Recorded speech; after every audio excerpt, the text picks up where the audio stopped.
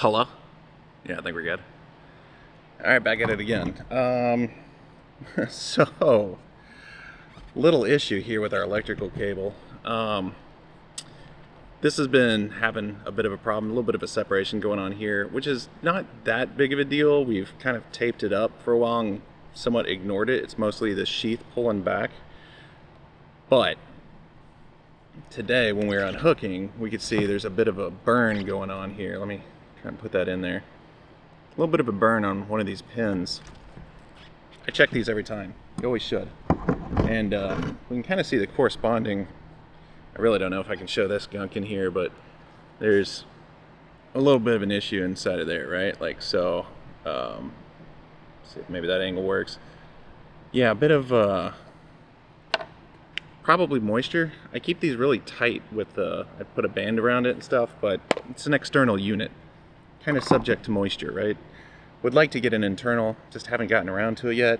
Maybe I really should at this point, but haven't liked the fact that this is a little exposed and stuff anyway. So perfect opportunity, and there's a Camping World just down the road, which while people may not like them for RV service and sales and things, pretty convenient for stores. So I was able to run in there. This is something I've been meaning to do for a little while, but able to get a replacement. So could replace the entire cable. That'll run $200-ish, or I can just get a replacement connector for it. This was like 35, 40 bucks maybe. Still a little bit pricey for what it is. And in fact, it's just a hard, it's not the kind of rubberized one like this. So kind of curious how that'll hold up. You can hear how hollow and plasticky that sounds as opposed to like anything else.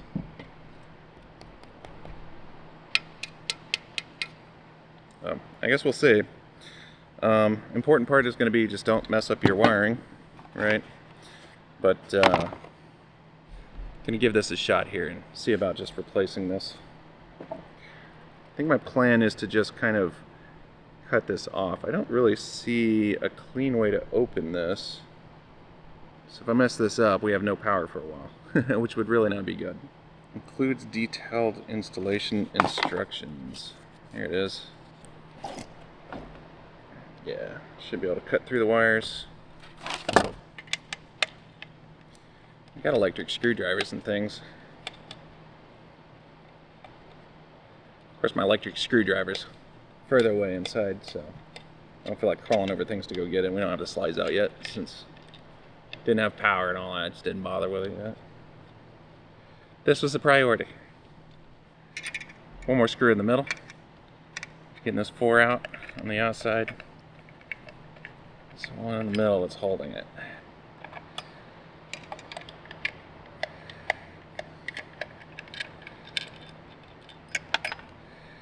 There we go.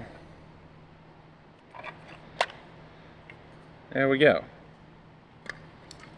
Yeah, so this is the reason why the ground needs to be longer. Ground's up top. You have the 2 on the sides and the 1 at the bottom. If I can't get through with these, I've got some big old scissors or some tin snips or some other things, but we'll try to see if I can just... There we go.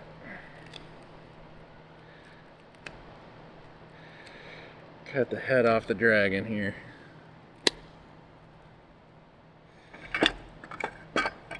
Almost through. There she goes. So it's like 3 inches exposed wire. Yeah, so out of this collar I need like a solid 3 inches. Tape measure. And I'll just use a little bit of this old tape I got sitting here. It should work. Just need something to mark where my 3-inch line's at. So I want 3 inches down. 1, 2, 3. Well, I guess really I could just mark with a knife, right?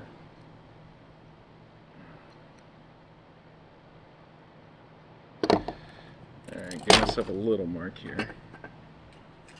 Heavy duty titanium scissors. These will help. So I'll try to just go down it with these.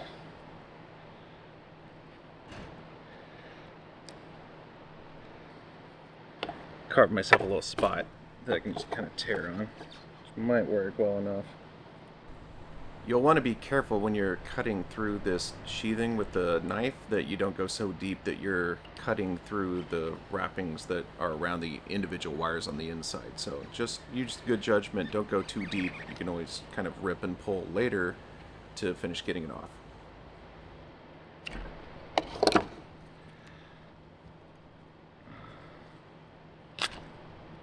There we go.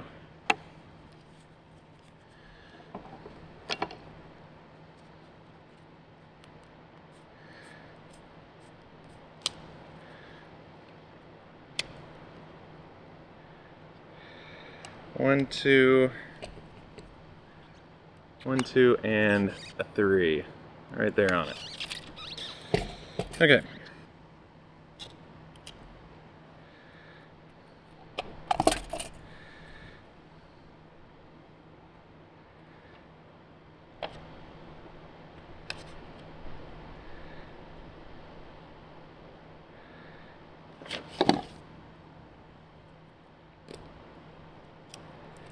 That right there is kind of why I like that. 3/4.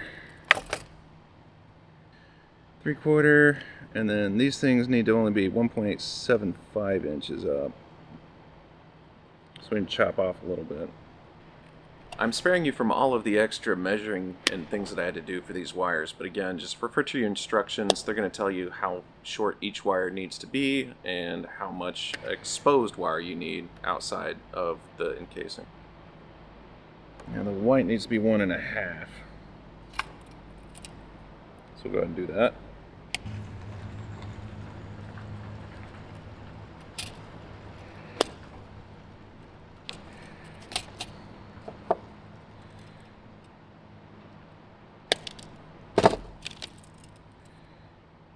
Right on it.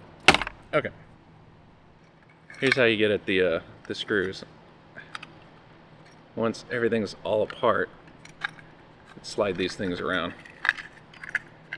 So, there we go.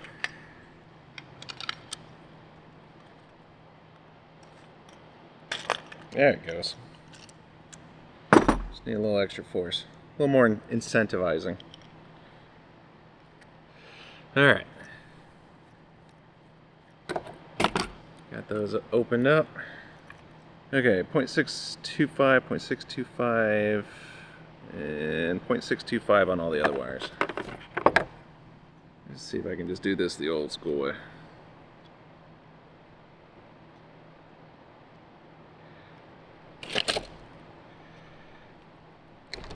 There we go. Check our measuring. Beautiful. Beautiful, like perfect. You can kind of feel that if you go slow, you feel the difference between when you start touching metal to metal versus the rubber. And that's how you know when to stop. You just got to be gentle with the pressure. Firm but gentle. Yep, work it through. And go all the way around. And then, yeah, once you're all the way around, you should be able to pretty much just pull it off if you've actually gotten all the way through. I don't know that I got through that backside. Yeah, it's a little uneven now. Now that take a look.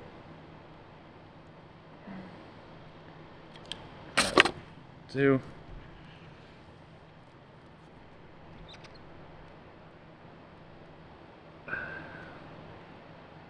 Just a touch hanging. There it goes. And that's how you strip it without one of the fancy tools. It can be a little bit more work, but if your tool's not quite the right size, and I guess this one's not, that's a better way to do it, right?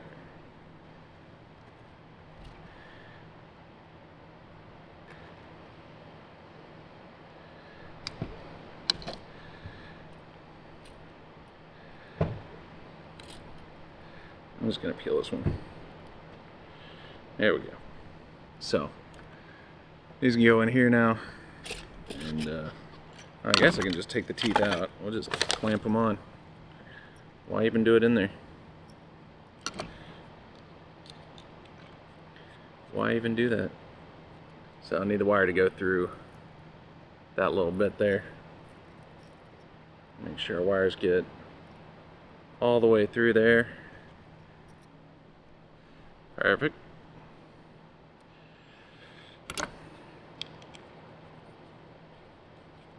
I need to undo this one a little more.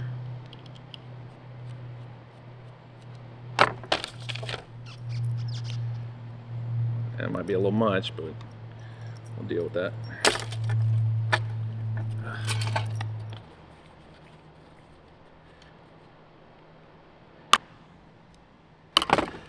Alright, here's all our teeth. Let's see if we can fit them back in here.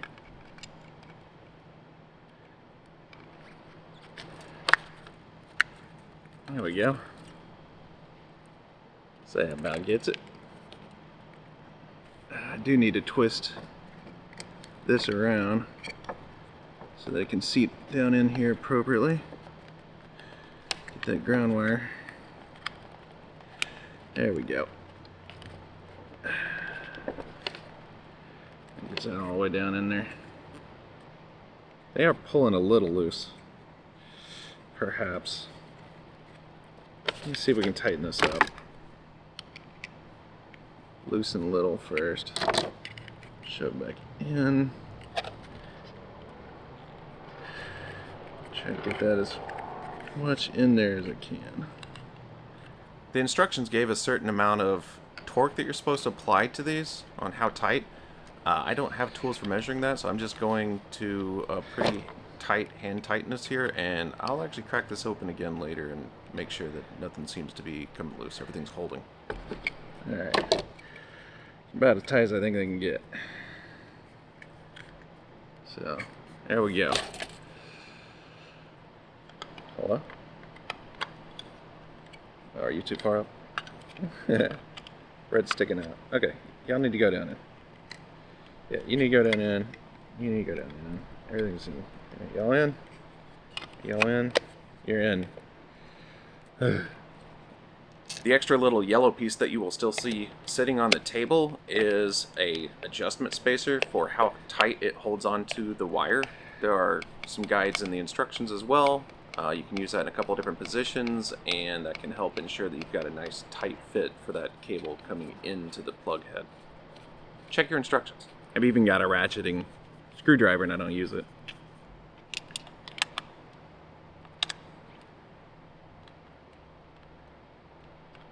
Okay. Out with the old, in with the new. The only thing left is going to be, I need to run to the store and go get like some contact cleaner, clean that thing out, and a little dielectric grease is recommended. I know plenty of people recommend that to help avoid some of the moisture, which might have been part of the problem here. But yeah, keep an eye on these things. You know, you're out there in the elements and all that, especially if they're more exposed, like what we've had with this. Really would like to replace this with an internal. It'll be better for plugging, easier to do, and safer from this kind of issue. But that's all we got on it.